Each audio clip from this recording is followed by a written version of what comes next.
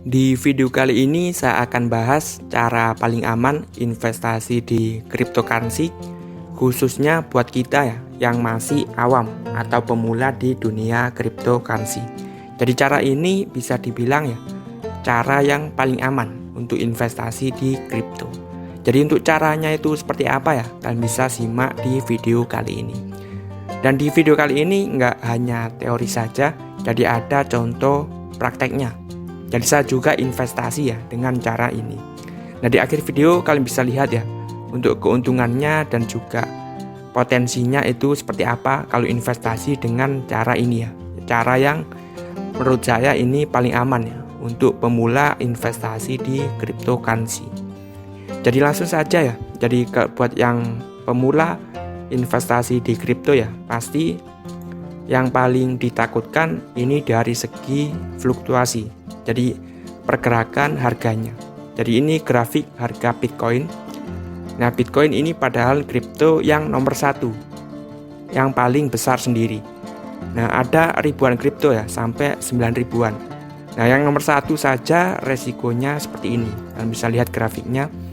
Jadi dalam hitungan bulan kita bisa rugi sampai 50%. Jadi memang kripto ini resikonya sangat tinggi ya. Bahkan Bitcoin juga resikonya masih tinggi. Bahkan ya kalau misal kita bandingkan dengan investasi yang lainnya ya, di tempat yang lainnya misal di saham, reksadana. Nah kripto ini resikonya lebih tinggi ya kalau misal kita bandingkan dengan saham. Jadi seperti itu ya. Jadi kripto ini memang resikonya sangat tinggi. Nah untuk cara yang paling aman itu kita bisa investasi di crypto stablecoin. Jadi apa itu crypto stablecoin? Jadi simpelnya crypto stablecoin ini harganya sama dengan suatu aset. Misal crypto stablecoin dolar ya nilainya sama dengan dolar. Jadi dolar naik, dolar turun yaitu nilainya sama. Contoh lainnya juga ada crypto yang nilainya sama dengan emas dan juga sama dengan rupiah. Jadi cara paling amannya kita bisa investasi kripto yang nilainya sama dengan dolar ya, atau stablecoin dolar. Jadi ini websitenya coinmarketcap.com. Nah di sini kalian bisa lihat ya beberapa kripto yang nilainya ini sama dengan dolar. Kalian bisa lihat di yang kripto terbesar nomor 3 ya, USDT atau Tether. Ini nilainya $1. Jadi ini stablecoin dolar. Kemudian juga ada yang nomor 5 ya, USDC, ini juga $1, 0,99.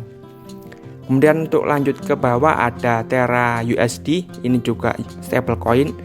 Dan nomor 11 ada Binance USD. Jadi kita bisa investasi di kripto-kripto yang stable atau kripto yang stabil. Biasanya disebut stablecoin. Jadi nilainya ini nanti sama dengan dolar Amerika Serikat. Nah, kemudian pertanyaannya ya, kenapa investasinya di kripto yang nilainya sama dengan dolar? Kok nggak kita investasi saja ya, langsung ke dolarnya? Jadi ini salah satu keuntungan kalau misal kita simpannya di kripto dolar. Jadi kita bisa manfaatkan ya fitur misalkan staking dan juga saving. Jadi di beberapa aplikasi itu sudah menyediakan, tapi nggak semuanya ya. Jadi salah satunya yang pernah saya coba itu di aplikasi Pintu dan juga di Binance. Nah kalau di aplikasi Pintu kalian bisa lihat ya, kalian bisa download aplikasinya. Nah misal kita simpan ya dolar, misal USDT dan juga USDC ya, yang ini sedang ada promo. Jadi kita bisa mendapatkan keuntungan ya. Jadi 1 tahunnya per tahun ini bisa untung 15%. Jadi keuntungannya ini cukup tinggi ya. Kalau misal kita bandingkan daripada kita menyimpan dolar secara langsung. Jadi kalau misal kita simpan dolar, mungkin depositnya 1%-an ya, 1 atau 2%. Jadi sangat kecil. Kalau kita pegang kripto dalam bentuk dolar ya, ini bisa sampai untung 15% setahun. Jadi seperti itu ya untuk cara paling amannya investasi di kripto. Kita bisa investasi ke kripto yang nilainya sama dengan dolar. Nah ini USDT, kemudian USDC, Terra USD ya, dan juga Binance USD. Sebenarnya ini ada masih banyak ya beberapa misal DAI seperti itu. Nah, ini contoh prakteknya ya. Jadi kalau saya simpannya nggak di aplikasi Pintu tapi di Binance. Jadi Binance ini salah satu tempat ya untuk membeli kripto yang terbesar di dunia. Jadi yang terbesar ini di Binance ini. Tapi di Indonesia ini nggak ada legalitasnya. Jadi ini bisa dibilang ilegal kalau di Indonesia. Jadi kalau mau masuk ini agak rumit ya. Beda kalau misal di aplikasi Pintu, ya kita tinggal download saja aplikasinya. Kalau di Binance kita harus rubah settingan WiFi, jadi agak rumit. Nah, di video kali ini nggak saya bahas ya caranya, tapi ini hasilnya atau cara untuk untung ya dengan simpan USDT atau USDC. Jadi kita bisa pakai fitur earn ya di bagian sini, kemudian pilih saving yang ini. Jadi kalian klik saja saving. Nah, kemudian pilih saja koin-koin yang stable coin, misal USDT. Nah, di sini kita bisa lihat ya, untuk keuntungannya ini bisa sampai 10% ya per tahunnya. Kemudian kalau kita pilih lock saving ini kalau 30 hari bisa untung 5%, kalau 60 hari bisa untung 9%. Jadi keuntungannya ini cukup tinggi ya. Jadi kita simpan dolar tapi kita mendapatkan keuntungan atau bunga. Kalau kita coba stablecoin yang lainnya misal BUSD, ini juga sama. Jadi keuntungannya 10%. Kalau di flexible saving, kalau di lock saving ini 5% ya untuk 30 hari dan juga 60. Kalau 60 hari ini 9%. Jadi bedanya apa antara flexible saving dan lock saving? Jadi kalau flexible saving ini kita bisa tarik kapan saja. Jadi misalnya kita staking sekarang atau simpan sekarang ya, minggu depan dicairkan itu bisa. Nah, kalau lock saving ini ada jangka waktunya. Jadi kalau 30 hari ya kita tunggu sampai 30 hari baru bisa dicairkan. Kalau ini ya kita tunggu 60 hari seperti itu. Jadi kalau saya lebih milih ke flexible saving.